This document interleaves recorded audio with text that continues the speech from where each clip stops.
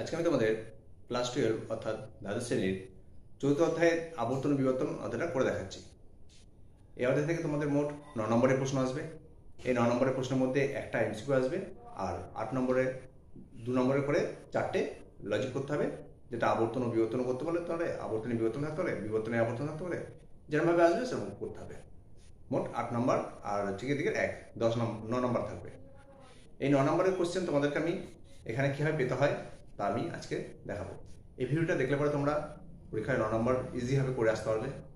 9 নম্বরটা কোনো ব্যাপারই নয়, খালি একটু শেখা। তোমরা যদি একটু শিখতে পারো আবর্তন বিবর্তনটা, তাহলে দেখবে পরীক্ষার পুরো নম্বরই তোমরা পাবে। আজকে ভিডিওটাতে আমি তোমাদেরকে শিখিয়ে দিচ্ছি কীভাবে আবর্তন বিবর্তন করতে হয়, স্টেপ বাই স্টেপে ধরে বলতে হয়। এই আবর্তন বিবর্তন শুধুমাত্র তোমাদের 12-এ নয়, এটা তোমাদের কলেজেও লাগবে। আমি যতগুলি দর্শনে করে এসেছি লজিক বা যেগুলো আমি শিখে এসেছি সূত্র দিয়ে হয়েছে, প্রত্যেকটা টপিক তোমাদের 12-এর সাথে সাথে কলেজেও লাগবে। তাই তোমরা এগুলো অবশ্যই মনোযোগ সহকারে দেখবে এবং শিখবে, আর পরবর্তীকালেও তোমাদেরকে দেখবি সুবিধা হবে। তাই বলছি তোমরা কেউ ভিডিওগুলোকে না স্কিপ করে দেখে নাও যে কীভাবে আমি ক্লাসগুলো করাচ্ছি এবং শেখাচ্ছি। এখানে লজিক করতে গেলে আবর্তন বিবর্তন করতে গেলে ফার্স্ট তোমাকে লজিক করতেই হবে, যেটা আমি দ্বিতীয় অধ্যায়ে অর্থাৎ বচন বা যুক্তি অধ্যায়ে শিখে এসেছি। তোমরা যদি লজিক না পারো তাহলে আবর্তন বিবর্তন প্রথমে পারবে না করতে। তোমরা আগে আমাকে দ্বিতীয় ভিডিওটা দেখে আসবে আমার, দিয়ে আবর্তন বিবর্তনে আসো, দেখবে সহজ হবে। আর যারা দ্বিতীয় অধ্যায়ের আগে শিখে এসছো তাদের কাছে আবর্তন বিবর্তন সহজ হয়ে যাবে। দেখো, আবর্তন বিবর্তন করার জন্য ফার্স্ট তোমাকে আবর্তন কাকে বলে জানতে হবে। যে অমাধ্যম অনুমানে আশ্রবাক্যের উদ্দেশ্য পদ সিদ্ধান্তের বিধেয় হয় এবং আশ্রবাক্যের বিধেয় পদ সিদ্ধান্তের উদ্দেশ্য পদ হয়। আর কি, আশ্রবাক্য ও সিদ্ধান্তের গুণ একই থাকে, অর্থাৎ কোনো পরিবর্তন হয় না, তাকে আবর্তন বলে। ঠিক আছে, এবার আমি আবর্তনের সূত্রগুলো কি স্টেপ বাই স্টেপ দেখাচ্ছি। দেখে নাও, এই কটা সূত্র তোমাদেরকে মুখস্থ রাখতে হবে, তাহলে এখান থেকে শর্ট কোশ্চেন আসলেও পেরে যাবে, আর আবর্তনও তোমরা পেরে যাবে। দেখে নাও, আবর্তনের সূত্র বা নিয়ম।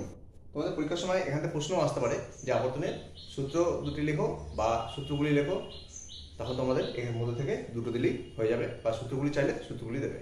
দেখে নাও, 1 নম্বর সূত্র, আশ্রবাক্যের উদ্দেশ্য পদটি সিদ্ধান্তের বিধেয় পদের জায়গায় বসবে এবং আশ্রবাক্যের বিধেয় পদ সিদ্ধান্তের উদ্দেশ্য পদের জায়গায় বসবে।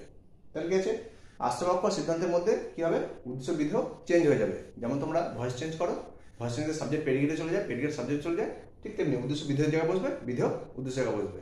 কিভাবে করতে হবে আমি তোমাদেরকে পরে উদাহরণের সাহায্যে দেখাচ্ছি। 2 নম্বর, আশ্রবাক্য সিদ্ধান্তের গুণের কোনো পরিবর্তন হবে না। কি হবে, আশ্রবাক্য সিদ্ধান্ত যে দুটো বচন হবে সেই দুটো বচনের গুণ একই থাকবে, অর্থাৎ হয় থাকলে হয়, অর্থাৎ সদর্থক থাকলে সদর্থক, নঅর্থ থাকলে নঅর্থকই হবে। দেখো, 3, আশ্রবাক্যে যে পদ ব্যাপ্য হয়নি সিদ্ধান্তে সেই পদ ব্যাপ্য হবে না। তার কি আছে, আশ্রবাক্যে যে পদকে আমি ব্যাপ্য করতে পারিনি, অর্থাৎ ব্যাপ্য অপ কি আমি আগে ভিডিওতে দেখিয়ে এসেছি, তোমরা সেগুলো দেখে নিতে পারো।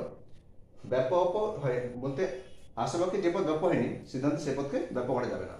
আর 4 নম্বর সূত্র তো অবশ্যই মুখস্থ রাখতে হবে, এই সূত্রটা ছাড়া তোমরা কোনো লজিকই করতে পারবে না। 4 নম্বর সূত্র কি আছে, এ বচনে আবর্তন হবে আই, ই বচনে আবর্তন ই, আই বচনে আবর্তন আই, ও বচনে কোনো আবর্তন করা যায় না, অর্থাৎ সম্ভব নয়। ও বচনে কেন আবর্তন সম্ভব নয় তোমাদেরকে আমি পরে জানাবো। দেখো, এই হচ্ছে আমাদের সূত্র। এই সূত্র দিয়ে তোমাদেরকে আলাদা প্রশ্ন থাকতে পারে, তখন কিন্তু 2 নম্বরে একটা শর্ট কোশ্চেন দিতে পারে যে আবর্তনের সূত্রগুলি লেখো, তখন এই সূত্রগুলি দিলেই তোমাদের হয়ে যাবে। দেখো, এবারে উদাহরণের সাহায্যে আমি দেখিয়ে দিচ্ছি কীভাবে আবর্তন করতে হয়। তোমরা এইগুলোকে অবশ্যই নোট করে রাখবে এবং এগুলো মুখস্থ রাখবে, তাহলে তোমরা আবর্তন অবশ্যই শিখতে পারবে। দেখো,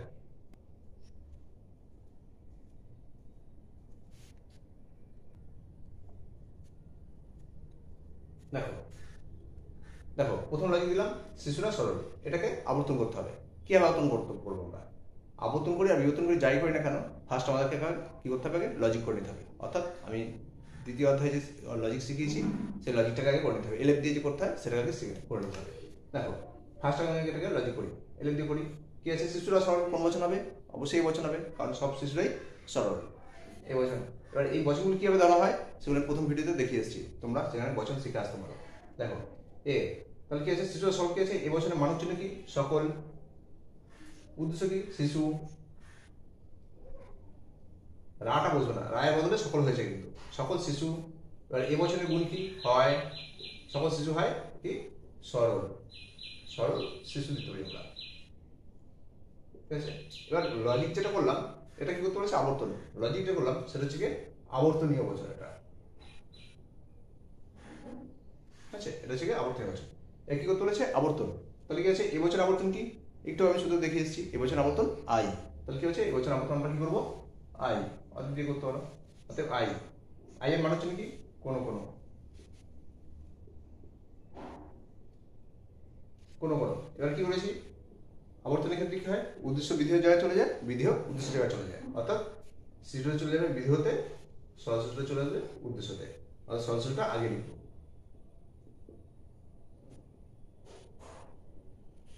কোনো কোনো সরল শিশু কি আছে? আই বলছেন যেহেতু গুণ হয় হবে, হয় কি হবে? শিশু, বিধেয়টা শিশু। ঠিক আছে, এটা কি হয়েছে? এটা আবর্তিত। ঠিক আছে, তাহলে কি আছে? শিখে নাও। দেখো এই একটা শিখতে পারলে পরে তোমরা সব লজিকই পারবে। শিশুরা সরল। ফার্স্ট আমরা কি করবো? লজিক করবো। এটা কোনো আবর্তনের নিয়ম নয়, এটা আমরা ফার্স্ট লজিক করবো। দ্বিতীয় অধ্যায় যেভাবে শিখে এসেছি সেভাবে লজিক করবো। এ শিশুরা সরল, যদি সব শিশুরাই সরল। এ সকল শিশু হয় সরল শিশু। এটা আমরা নর্মাল লজিক করলাম। এবার যেহেতু আবর্তন করতে বলেছে তাই প্রথম লজিকটাকে বলা হয় আবর্তনীয়। এবার এবছরে আবর্তন কি? আই। সূত্রতে এবার দেখে এলাম এবছর আবর্তন আই। আই বছরের মান হচ্ছে কি? কোনো কোনো। এবার কি বলেছি? সূত্রটি বলেছিলাম কি আশ্রবাক্যের উদ্দেশ্যপদ বিধেয় স্থানে বসবে সিদ্ধান্তে, আর আশ্রবাক্যের বিধেয়পদ সিদ্ধান্তের উদ্দেশ্য স্থানে বসবে। তাহলে আশ্রবাক্যের বিধেয়পদকে সরল শিশু, তাহলে এখানে এসে কি হবে? উদ্দেশ্যের জায়গায় বসবে। আর আশ্রবাক্যের উদ্দেশ্য শিশু, সিদ্ধান্তের এসে বিধেয় জায়গায় বসছে। আর একটা কি পয়েন্ট বলেছিল যে গুণের কোনো পরিবর্তন হয় না। গুণের পরিবর্তন বলতে শর্ত থাকলে শর্ত হবে, নর্থক থাকলে নর্থক হবে। দেখো এ বছরের গুণ কি হয়? আই বছরের গুণও হয়। তাহলে কি শর্ত শর্ত ঠিক আছে, তাহলে শব্দ দিয়ে ঠিক আছে। তাহলে এই আবর্তনটা রাইট। এটা করতে পারলে তোমরা 2 নম্বর পেয়ে যাবে। দেখো আরেকটা দেখিয়ে দিই।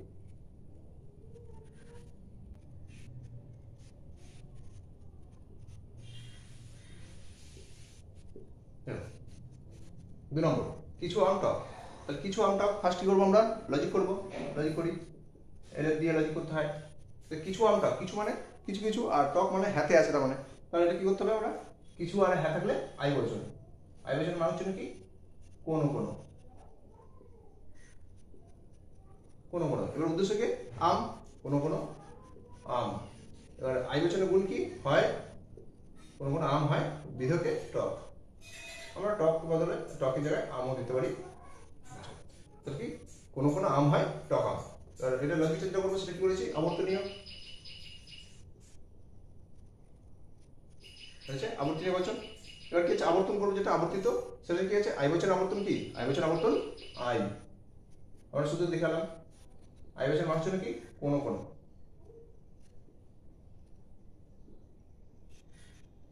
কোনো কোনো। এবারে কি আছে?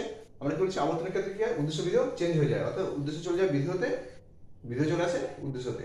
অর্থাৎ কোনো কোনো টক আমটা আগে চলে আসবে। আর আই বচনের গুণ হয় কোনো কোনো টক আম হয়, উদ্দেশ্য হচ্ছে কি আম। এটা কি আবর্তিত। আচ্ছা, এ হচ্ছে কি আবর্তন এভাবে করতে হয়।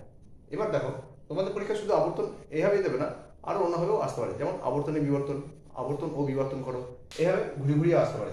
আগে আমি ফার্স্ট আবর্তনটা শেখালাম, এবার আমি বিবর্তনটা শেখাই। বিবর্তনটা শেখানোর পরে আমি পরীক্ষায় কীভাবে আসে সেটা আমি দেখাচ্ছি। দেখে নাও বিবর্তন। বিবর্তন করতে গেলে আগে ফার্স্ট বিবর্তনের সংজ্ঞা করতে হবে, অর্থাৎ কাকে বলে, বিবর্তনের নিয়ম করতে হবে, তারপরে বিবর্তনের লজিকে যেতে হবে। দেখো ফার্স্ট বিবর্তনের সংজ্ঞা কি দেওয়া আছে?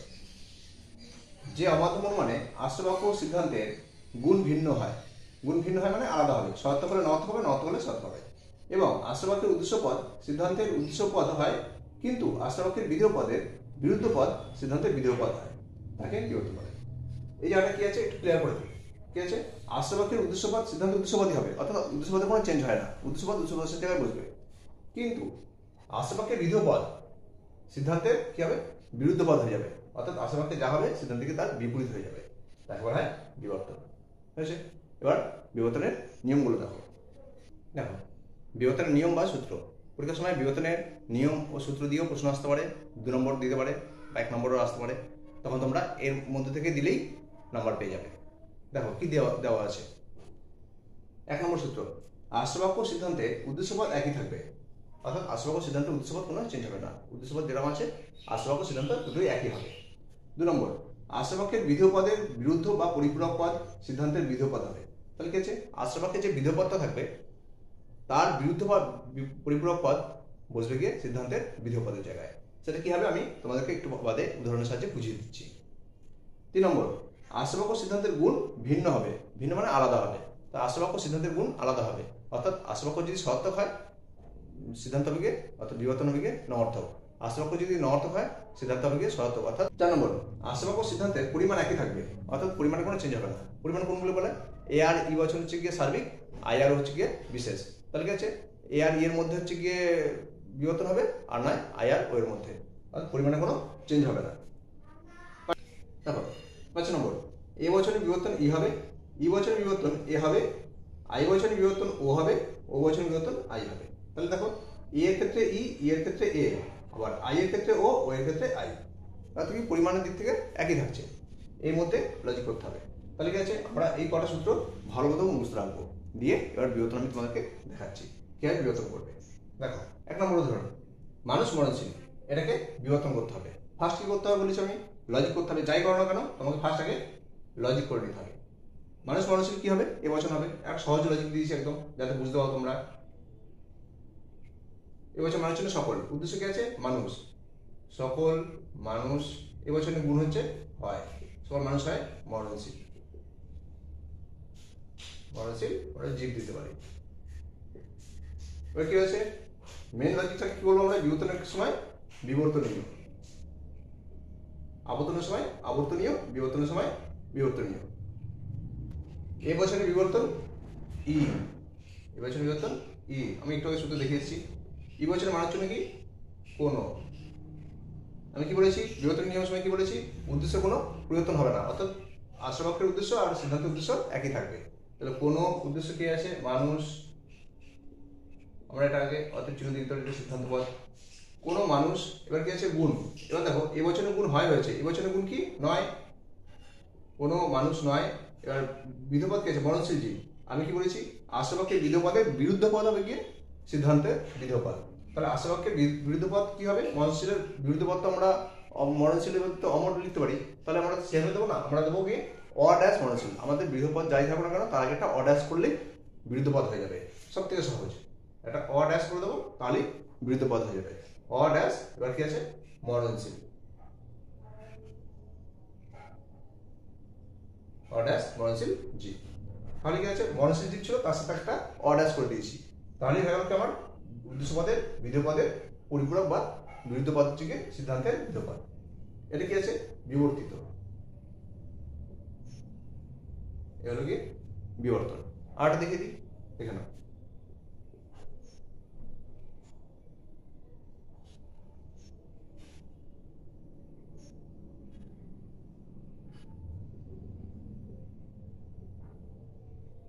কি দিয়েছি, সব বাক্য বচন নয়। তা সব আর নয় দিকে থাকলে কি করতে হয়, ও বচন। আমি লজিক শেখানোর সময় করে দিয়ে এসেছি, তোমরা সেগুলো ভিডিওগুলো দেখে নিতে পারো আলাদা। তার এলে এলে কি করবো, সব বাক্য বচনে কি হবে, ও বচন। ও বচনের মানের চিহ্ন কোনো কোনো, কোনো কোনো উদ্দেশ্যকে বাক্য, কোনো কোনো বাক্য নয় বচন। আচ্ছা, এটা কি বিবর্তনীয়।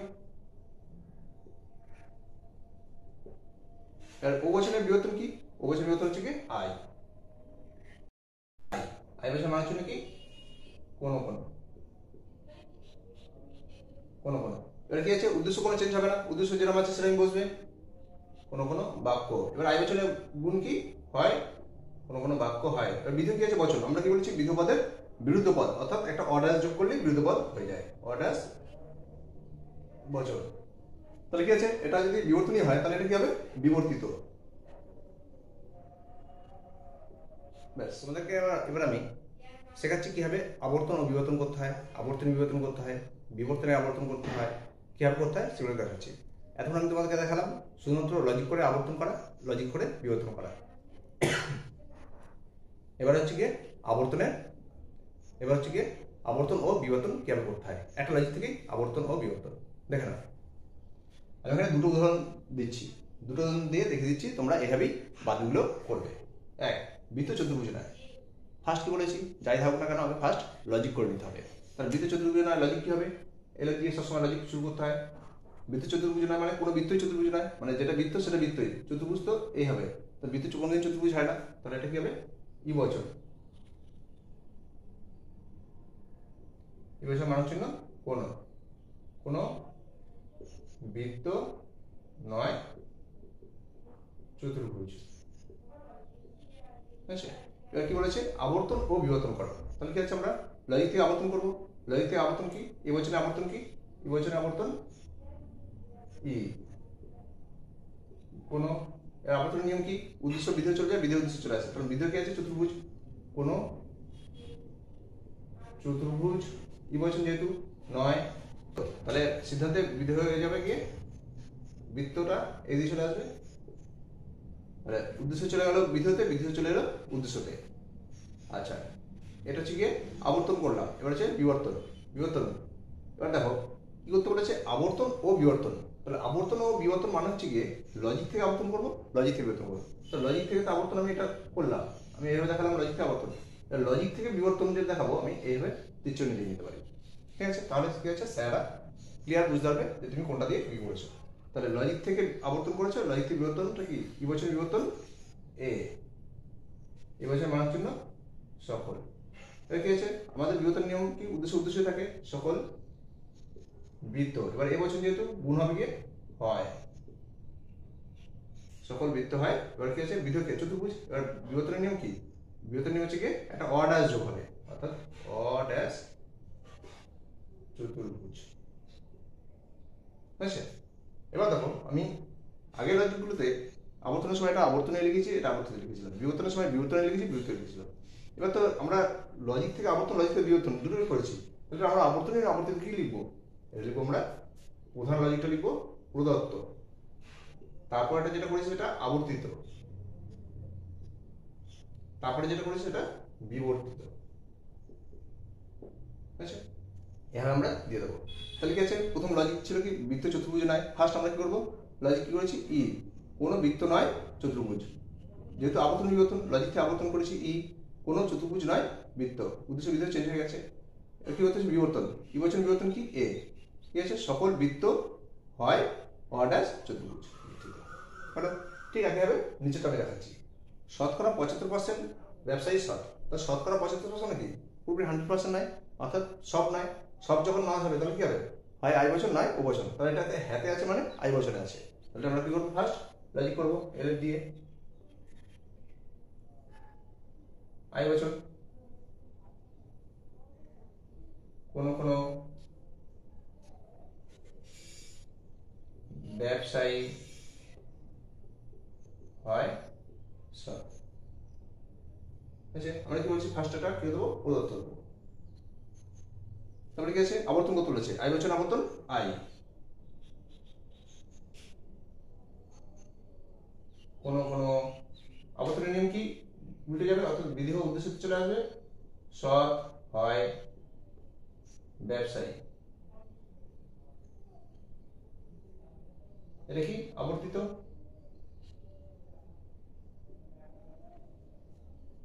এবার কি আছে, বিবর্তন, আই বচন বিবর্তন ও। তাহলে লজিক থেকে আবর্তন, লজিক থেকে বিবর্তন ও। ও বচন মানে হচ্ছে কি, কোন কোন। এবার কি আছে, লজিক থেকে যেহেতু করছি, লজিকের উদ্দেশ্য কি আছে, ব্যবসায়ী। কারণ বিবর্তনের ক্ষেত্রে উদ্দেশ্য চেঞ্জ হয় না। কোন কোন ব্যবসায়ী, ও বচন যেহেতু সেহেতু নয়, অ ড্যাশ সৎ, অ ড্যাশ সৎ। এটা কি বিবর্তিত। আছে, তাহলে কি আছে, আবর্তন বিবর্তন কি করতে হয়, আরবার আমি একটু করে দিই। পরের স্টেপে কি দিয়েছি, আবর্তনের বিবর্তন করো। তাহলে কি আছে, আমরা ফার্স্ট আবর্তন করলাম, তারপরে বিবর্তন করলাম, তারপরে আবর্তন ও বিবর্তন করলাম, এখন আবর্তনে বিবর্তন করো। তাহলে দেখো কিভাবে করবো, এখানে দুটো উদাহরণ দিয়েছি আমি, দুটো উদাহরণ দেখাচ্ছি তোমাকে কিভাবে করবে। আবর্তনে বিবর্তন করো, প্রত্যেক কবি হন দার্শনিক। ফার্স্ট আমরা কি বলেছি, যাই দুটো আমরা ফার্স্ট লজিক করবো এল দিয়ে। প্রত্যেক কবি দার্শনিক মানে এবছর, এবছর মানব চিহ্ন সকল উদ্দেশ্য কবি হন দার্শনিক প্রদত্ত। এবছর আবর্তন কি? এবছর আবর্তন আই। কোন কোন এর আবর্তন নিয়ম কি? উল্টে যাবে। দার্শনিক, কোন কোন দার্শনিক হন, বিধের উদ্দেশ্য কি আছে? কবি, হচ্ছে আবর্তিত। এর কি আছে? আমার কি হচ্ছে আবর্তনের বিবর্তন। আমরা একটু কি করে গেলাম কি? আবর্তন ও বিবর্তন। তাহলে লজিক থেকে আবর্তন, লজিক থেকে বিবর্তন। এখন আবর্তনের বিবর্তন মানে হচ্ছে কি? লজিক থেকে আবর্তন, আবর্তন থেকে বিবর্তন। তাহলে কি করেছি? আগে এবছর থেকে আই করেছিলাম, এবছর থেকে আবার বিবর্তন করেছিলাম। এখন এবছর থেকে আবর্তন করে দিচ্ছি আই, আই বছরে বিবর্তন করব ও। কোন কোন বিবর্তন নিয়ম কি? উদ্দেশ্য চেঞ্জ হবে না, অর্থাৎ দার্শনিক দার্শনিকই থাকবে। কোন কোন দার্শনিক, এবার ও বছর যেহেতু হয়টা নন হয়ে যাবে, কোন কোন দার্শনিক নন। এবার কবিটা কি আছে? বিধ পদে কি হবে? বিরুদ্ধ পদ হবে, অর্থাৎ অ ড্যাশ কবি। বিরুদ্ধ পদ মানে অ ড্যাশ। এটা কি আছে? আবর্তিত, এটা কি হবে? বিবর্তিত। হলো, এটা বুঝিয়ে দেওয়া হলো। ঠিক আছে? আবর্তনের বিবর্তন, আবর্তনের বিবর্তন হচ্ছে লজিক করবো ফার্স্ট, লজিক থেকে আবর্তন করবো, আবর্তন থেকে বিবর্তন করবো। প্রত্যেক কবি হন দার্শনিক এবছর, সকল কবি হন দার্শনিক প্রদত্ত। এবছরে আবর্তন কি? আই। কোন কোন উদ্দেশ্য চলে যাবে বিধেয়তে, বিধেয় চলে যাবে উদ্দেশ্যতে। তার বিধেয় দার্শনিক আছে, দার্শনিক চলে এলো উদ্দেশ্যতে। দার্শনিক হন, উদ্দেশ্য হচ্ছে কবি, চলে এলো বিধেয়তে কবি। আই বছরের বিবর্তন কি? ও। কোন কোন দার্শনিক নন অ ড্যাশ কবি, তাহলে কবির বিরুদ্ধ পদ অ ড্যাশ। আর উদ্দেশ্য কি আছে? দার্শনিক দার্শনিকের রয়েছে। তাহলে বিবর্তনের ক্ষেত্রে উদ্দেশ্য চেঞ্জ হয় না, খালি চেঞ্জ হয় বিধ পদের বিরুদ্ধ পদ। হয়েছে? তাহলে হচ্ছে গিয়ে আবর্তনের বিবর্তন। লজিক থেকে আবর্তন, আবর্তন থেকে বিবর্তন। একই আমি এটা করে ফেলি, দেখি। বেশিরভাগ লোক কুশাচ্ছন্ন, তাহলে বেশিরভাগ মানে সবাই না, তাহলে বেশিরভাগ লোক কুশাচ্ছন্ন। তাহলে আমরা বুঝতে পারছি কি আছে? আই বছরে আছে, এটা দিয়ে ফার্স্ট শুরু করতে হবে। আই। কোন কোন লোক, ও আই বছর যেহেতু হয় কুসংস্কারচ্ছন্ন, এটা হচ্ছে প্রদত্ত। এবার কি আছে? আবর্তনের বিবর্তন। তো লজিক থেকে আবর্তন, আই বছরে আবর্তন আই।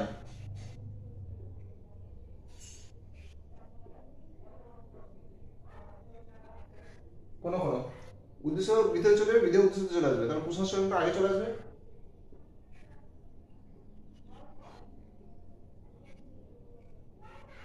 কোন কোন কুসংস্কার আই বছরে গুণ হচ্ছে কি? হয়, আর উদ্দেশ্য লোক এখানে চলে আসবে বিধেয়তে।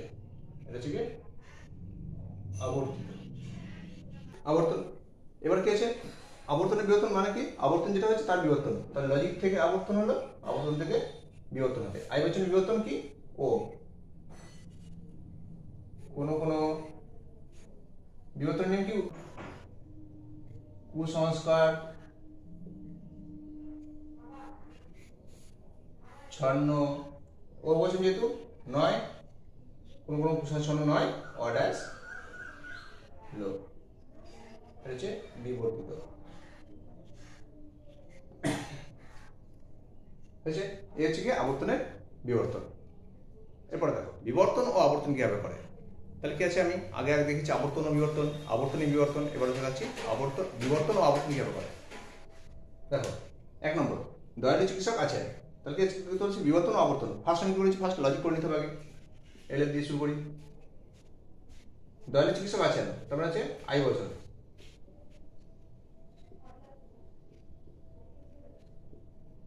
কোন কোন চিকিৎসক হন দয়ালু, এটা কি? প্রদত্ত। এবার কি আছে? বিবর্তন। আই বছর বিবর্তন কি? ও। কোন কোন বিবর্তনের চেঞ্জ হবে না, চিকিৎসক হয়টা নন হবে, আর কি আছে? বিধ পদের বিরুদ্ধ পদ হবে, অর্থাৎ দয়ালু আছে অ ড্যাশ দয়ালু। এটা কি বিবর্তিত।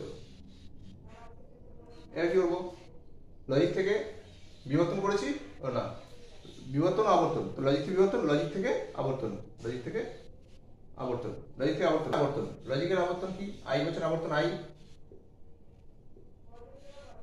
কোন কোন কি হবে, উদ্দেশ্য বিধেয়, বিধেয় চেঞ্জ হয়ে যাবে, দয়ালু হয়, উদ্দেশ্য বিধেয় চলে আসবে, চিকিৎসক, আচ্ছা আবর্তিত। আচ্ছা তাহলে দেখো বিবর্তন আবর্তন, বিবর্তন আবর্তন মানে হচ্ছে কি লজিক থেকে বিবর্তন, লজিক থেকে আবর্তন। তাহলে লজিকটা কি আছে আই, কোন কোন চিকিৎসক হন দয়ালু, এই বিবর্তন কি আই এর বিবর্তন ও, কোন কোন চিকিৎসক হনটা নন হয়ে যায়, আর দয়ালুটার বিরুদ্ধ পদ অডাল দয়ালু, এটা হচ্ছে বিবর্তিত। লজিক থেকে আবর্তন, লজিক কি আই বচন, আই বচন আবর্তন আই, কোন কোন আবর্তনের ক্ষেত্রে কি হয়, উদ্দেশ্যটা চলে যায় বিধেয়, বিধেয় দ্বারা উদ্দেশ্যতে, তারা দয়ালু হন চিকিৎসক, আবর্তিত। দেখো নেক্সট বিবর্তন আবর্তন করলাম, এবার হচ্ছে বিবর্তনের আবর্তন। বিবর্তন আবর্তন কিভাবে করতে হয় দেখে না। বিবর্তনের আবর্তন কি দেওয়া আছে, বাক্যটা সৈনিকরা অবশ্যই দেশপ্রেমিক, তো সৈনিকরা অবশ্যই দেশপ্রেমিক মানে কি সব সৈনিকরাই দেশপ্রেমিক হয়, তাহলে লজিক হবে কি এ বচন, এবছর মানুষ কি সকল উদ্দেশ্যকে সৈনিক, সকল সৈনিক হয় দেশপ্রেমিক, প্রদত্ত। এবার কি আছে বিবর্তনের আবর্তন, তাহলে কি আছে লজিক থেকে বিবর্তন করবো ফার্স্ট আগে, এবছর বিবর্তন ই, এবছর মান চিহ্ন কোন, বিবর্তনের ক্ষেত্রে কি উদ্দেশ্য উদ্দেশ্য থাকে, কোন সৈনিক নয়, বিবর্তন মানে কি বিধেয় পদের সাথে একটা অডাস যোগ হবে, অডাস দেশপ্রেমিক, আছে বিবর্তিত। এবার কি বলেছি বিবর্তনের আবর্তন, বিবর্তনের আবর্তন হচ্ছে লজিক থেকে বিবর্তন, বিবর্তন থেকে আবর্তন, তাহলে কি আছে বিবর্তন কি আছে ই, এর আবর্তন কি হবে ই, এর আবর্তন ই, কোন, এবার কি আছে আবর্তন নিয়ম কি, আবর্তন নিয়ম হচ্ছে কি উদ্দেশ্য বিধেয় চলে যায়, বিধেয় উদ্দেশ্যতে চলে আসে, তাহলে বিধেয় কি আছে অডাস দেশপ্রেমিক, কোন অডাস দেশপ্রেমিক, ই বলছেন যেহেতু নয় হবে, নয় উদ্দেশ্য বিধেয় চলে যাবে সৈনিক, এটা হচ্ছে কি আবর্তিত, বুঝছে। তাহলে এইভাবে বিবর্তনের আবর্তন করতে হয়, এইভাবে আমি তোমাদেরকে আবর্তন ও বিবর্তন কিভাবে করে দেখিয়ে দিলাম, আবর্তনে বিবর্তন করে কিভাবে দেখিয়ে দিলাম, আবর্তন ও বিবর্তন, বিবর্তন ও আবর্তন, বিবর্তনের আবর্তন, এতগুলো আমি তোমাদেরকে সব রকমের দেখিয়ে দিলাম, তোমাদের পরীক্ষার মধ্যে থেকেই আসবে। এখানে আমি বেশি উদাহরণ থেকে দেখাতে পারিনি, ভিডিওটা অনেক লং হয়ে যাচ্ছে বলে, তার জন্য আমি এত সব উদাহরণ দিতে পারলাম না। আমি তোমাদের পরীক্ষার আগে একটা সাজেশন ভিডিও দেবো, যে ভিডিওতে তোমরা লজিকগুলো কি আসবে অথবা আবর্তন বিবর্তনগুলো কি আসবে পরীক্ষায়, সেগুলো দিয়ে একটা সাজেশন করে দেবো, তোমরা সেগুলো অবশ্যই দেখবে। আর যাতে সাবস্ক্রাইব করা নেই সাবস্ক্রাইব করে রাখবে, ভিডিওগুলো সঙ্গে সঙ্গে দেখতে হবে যে আমি কি কি সাজেশন দিয়েছি, কি কি ইম্পর্টেন্ট রেখেছি তোমাদের পরীক্ষার জন্য।